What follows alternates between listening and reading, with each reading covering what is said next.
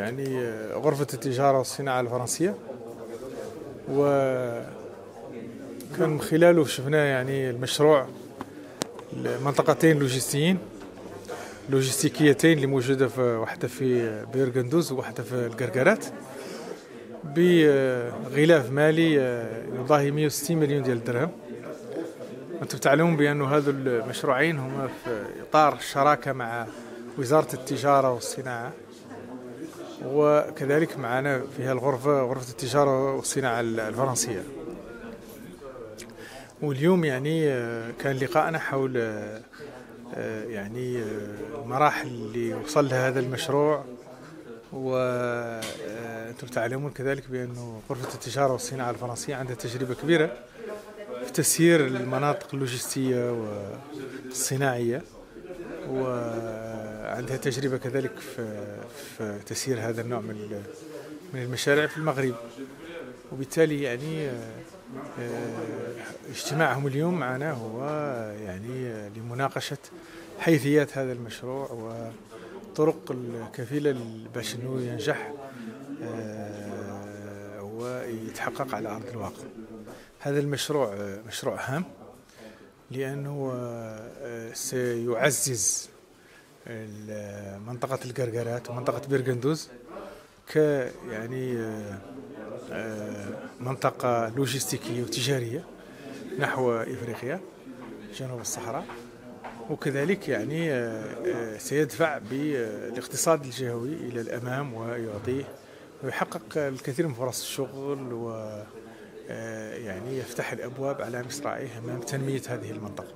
دونك مشاريع هامة وهامة جدا، ولا بد من أن نتخذ كل الإجراءات من أجل إنجاحها. وبالتالي يأتي في هذا الإطار يعني اللقاء اليوم مع غرفة التجارة والصناعة الفرنسية، ويعني باعتبار أنها يعني تقدر تأثر كذلك في المستثمرين الفرنسيين باش يجوا ويدخلوا يعني في هذه المنطقتين. شكرا.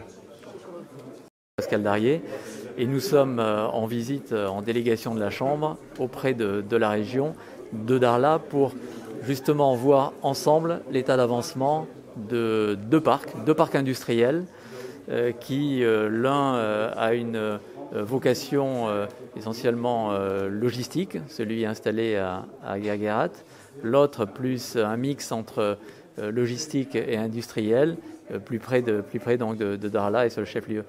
Et donc ces projets avancent bien, ces projets sont dans leur phase étude, le foncier est désormais acquis et nous sommes dans la préparation des phases de commercialisation. La Chambre française de commerce et d'industrie du Maroc y apporte son expertise. Nous avons depuis 20 ans développé un savoir-faire dans le domaine de l'exploitation et de la préparation des parcs industriels. Donc nous avons la chance ici d'être dans deux régions extrêmement dynamiques du Royaume du Maroc, et nous avons la fierté d'apporter cette expertise et cette contribution à cette dynamique.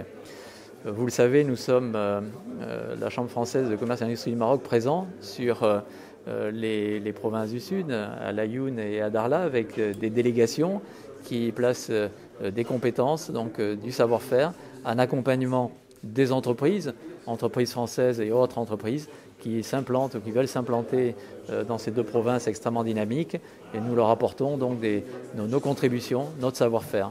Donc c'est ce que nous faisons typiquement dans le cadre de la convention qui nous lie avec la région et la wilaya sur l'implantation de ces deux parcs.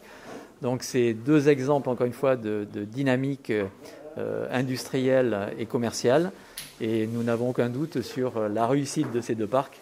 Les besoins sont importants, la dynamique économique est forte. Ces deux parcs avaient leur importance, leur nécessité. Nous sommes très fiers d'en être.